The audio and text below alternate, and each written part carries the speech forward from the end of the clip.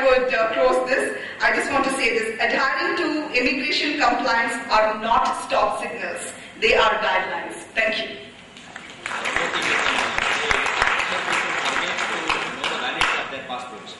Passport validity, yes. They take it and they forget it. I hope they don't forget to take the passport. A large amount of the subject area that I'm also going to go through. I'm pleased to see that we're exactly on the same line. Good afternoon, ladies and gentlemen. First of all, thank you very much for having me here. It's my pleasure, my first visit to India. I was originally going to give you an overview of the procedures around French immigration, but in view of the extremely high level of knowledge that I can see here, and that the main subject of the day is compliance, I'm going to focus on that subject as we go through my presentation. Now, I'm certain that many of you know the basics on immigration to France, so please excuse me if this is going to appear as a somewhat basic presentation on the processes, but let's just use it as a reminder on compliance and standards. There are two main procedures for France that concern probably most of you. One is a service provider, and one is an intercompany transfer. There are very few differences, there are some. The service provider is for an employee who will be sent to work on your client site.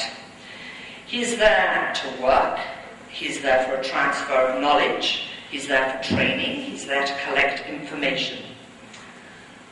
Can anybody tell me what the main requirement would be around that for you to have? The main requirement is that you have a contract with a client in France. You, the Indian company, with the client where your assignee is going to actually be working. Now, we all know that probably what you do have is that you have a service agreement that is valid for 1, 2, 3, 5 years, and it's probably being signed with the headquarters of the French company, which may not even be based in France, so that can't even be used, but if it's based in France, it's probably based in Paris, and your assignee has been sent to Toulouse. Therefore, you need to also have a work order or an annex showing where your assignee is going to work. That must show the service, the assignee or his job description, what he's going to be doing.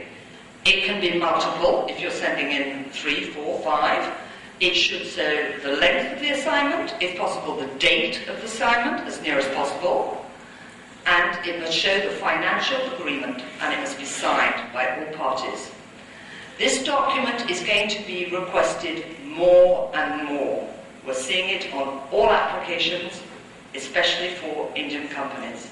So please try to stick to that and remember it. The employee remains on the Indian payroll. Anybody have another idea what could be a major requirement on all assignments to France? I think the local salary should be paid. Local salary, that's on the intercompany transfer, but intercompany transfer and service provider, there is one big compliance requirement. French Social Security. It is mandatory to take it out. Short term, long term, 1 week, 3 years. You have to put your employee on French Social Security. Regardless of whether you have a company in France or not, you have to do this.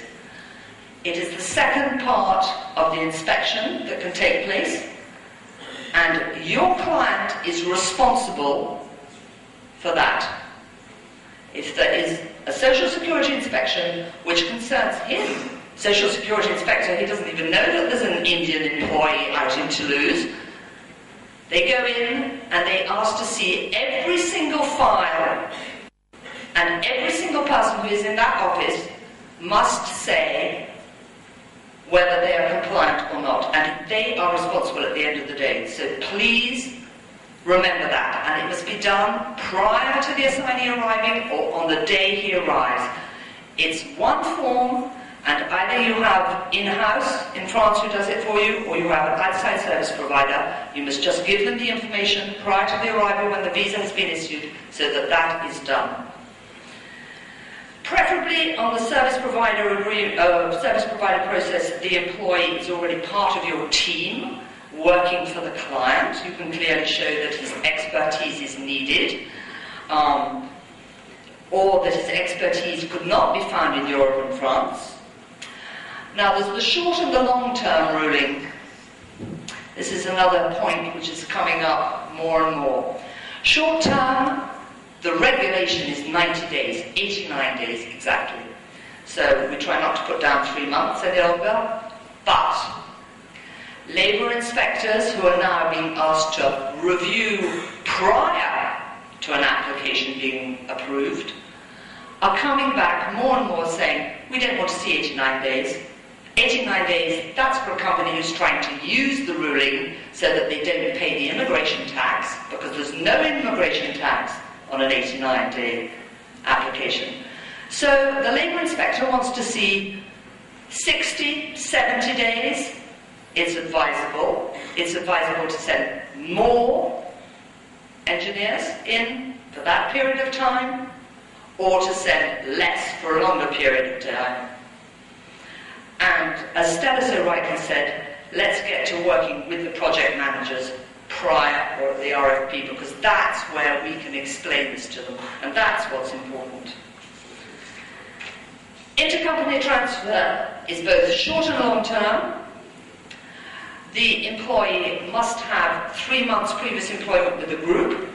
He may be moved onto the French payroll, or he may remain on the Indian payroll. He may not work on the client site. He may go to the client site for meetings, not on a continual basis, but let's say he can have a meeting on a Monday, the next week you can get for a review meeting. That's tolerated and it's allowed. I always advise that it's documented in a file. You must also, when it's a long term, you must show that it's temporary by nature. It's a maximum of 3 years.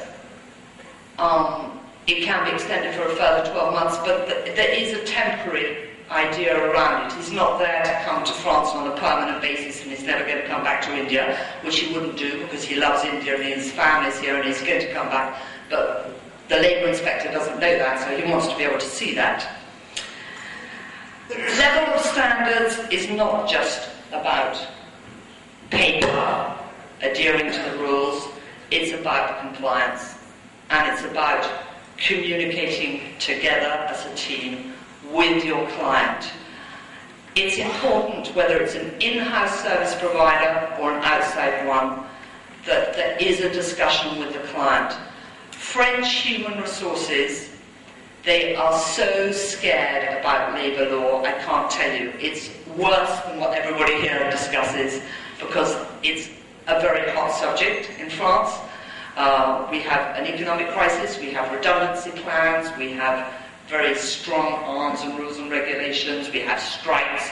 So human resources, when they hear that foreigners are coming into the company